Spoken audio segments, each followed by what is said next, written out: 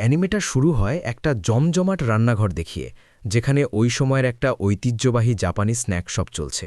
দোকানটা একদম পরিষ্কার পরিচ্ছন্ন, আর দোকানের মালিক নানা রকম মিষ্টান্ন বানাচ্ছেন বিক্রি করার জন্য। হঠাৎ মালিকের স্ত্রী তাদের দত্তক নেওয়া মেয়েকে নিয়ে প্রশ্ন করেন, যার নাম ইটুকা।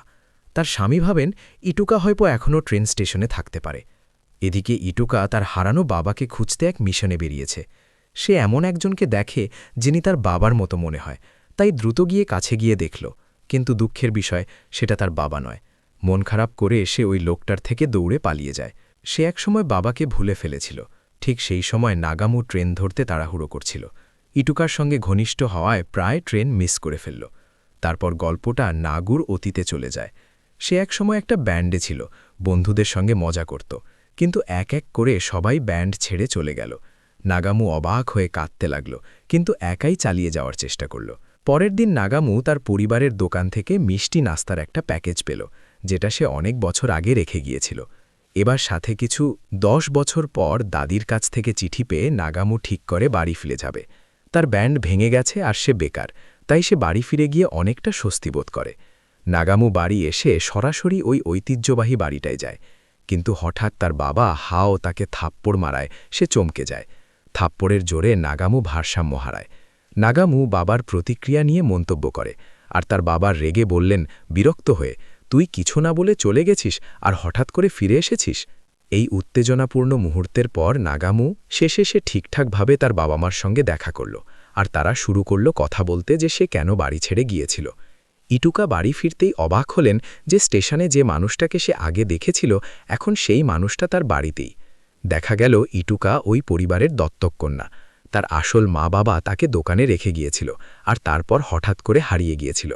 ইটুকাকে নাগামুর সঙ্গে পরিচয় করানো হলো, কিন্তু সে খুব খুশি ছিল না। সে মন খারাপ করেছিল, কারণ এখন তার ওপরই পরিবারের এমজেইউ দোকানের দায়িত্ব চলে এসেছে, আর সে নাগামু কি সেটা চালাতে পারবে ভাবতেই পারেনি। যদিও আতসুকা তখনও ছোট ছিল, তার ব্যক্তিত্ব ছিল পরিণত আর শক্তিশালী। সে দ্রুত দোকানে ফিরে কাজ শুরু করল। পরে যখন নাগামু বিশ্রাম নিতে গেল, সে খাওয়ার আগেই ঘুমিয়ে পড়ল, যা আতসুকাকে আরও বেশি বিরক্ত করল। পরের দিন আতসুকা দোকানে কঠোর পরিশ্রম করল। অন্যদিকে নাগামুকে কাজ শুরু করার আগে 50টি পুশ আপ করতে হলো। নাগামুর মা ফুকি তারপর তার সাথে আতসুকার ব্যাপারে কথা বললেন। আতসুকাকে দোকান চালানোর জন্য প্রশিক্ষণ দেওয়া হচ্ছিল, কারণ সে দত্তক নেওয়া মা বাবা বয়স বাড়ছে আর হয়তো আর অনেক দিন থাকবে না। নাগামু ওয়াসেদা আতসুকাকে দেখে বুঝতে পারল সে কত জেদি কিন্তু দায়িত্বশীল। খুব তাড়াতাড়ি তারা একে অপরের কাছে এসে গেল, যদিও ওরা একে অপরকে বেশি দিন চেনেনি। একদিন আতসুকার একটা সমস্যা হলো। সে একদল লোককে ট্যাবার থেকে বের করে দিল, যারা সিগারেট ধূমপান করছিল, কারণ সেটা ওকে বিরক্ত করছিল। নাগামু ওকে বলল একটু সাবধান হওয়া ভালো, এমন ব্যাপার বড়রা সামলে নেবে। কিন্তু আতসুকা শুনল না, কারণ সে ভাবত নাগামু একটা অদায়িত্বশীল মানুষ। তবুও আতসুকা দিন যত এগোতেই কাজ চালিয়ে যাওয়ার সিদ্ধান্ত নিল। দোকানে ফোনে অর্ডারের ঝড় উঠতে লাগল, আর সবাই, এমনকি আতসুকাও খুশি ছিল, কারণ গ্রাহকরা তার পরিশ্রম আর ভালো মনোভাবকে অনেক প্রশংসা করছিল। পরদিন একটা অর্ডার এলো, আর আতসুকা উত্তেজিত ছিল, কিন্তু দুপুরের পরেও গ্রাহকরা এখনও খাবার নিতে আসেনি। এটা দেখে আতসুকা চিন্তিত হয়ে পড়ল যে দোকানটা হয়তো টাকা হারাবে। তাই সে দায়িত্ব নিয়ে সিদ্ধান্ত নিল পেট নেইবারহুড এলাকায় ঘুরে কেক বিক্রি করার চেষ্টা করবে। কিন্তু তার চেষ্টা ঠিকমতো হলো না, কারণ তখন কেউ ওকে চোখে দেখছিল না। তারপর নাগামু একটা মজার টুপি পরেই এলো, যা দেখতে যেন কোনো মিষ্টির মতো। সে গিটার বাজাতে শুরু করলো আর গান গেয়ে কেকগুলোর দিকে সবাইকে আকর্ষণ করল। ধীরে ধীরে ক্রেতারা দোকানে আসতে শুরু করল, আর বুঝতেই পারল না সব খাবার শেষ হয়ে গেছে। পরে ইটুকা আর নাগামু বসে কিছু মিষ্টি খেতে খেতে গল্প করল, যা নাগামু আলাদা করে রেখে দিয়েছিল। কাজ শেষ হলে তারা বাড়ি ফিরে গেল। পরে ইটুকা নাগামুর জন্য কিছু মিষ্টি নিয়ে এলো। এই সময় নাগামু তার মনের কথা খুলে বলল কেন সে ঘর ছেড়ে চলে গেছে। নাগামু বলেছিল সে তার দাদুর খুব কাছাকাছি ছিল, যিনি সবসময় তার পাশে থাকতেন আর তাকে ভালোবাসতেন। দাদু মারা যাওয়ার পর নাগামুর মন ভেঙে পড়েছিল, আর সে ঠিক করেছিল ঘর থেকে পালিয়ে যাবে। এটা শুনে ইটুকা অবশেষে বুঝতে পারল সে প্রথম দিকে কেন চড়ে গিয়েছিল।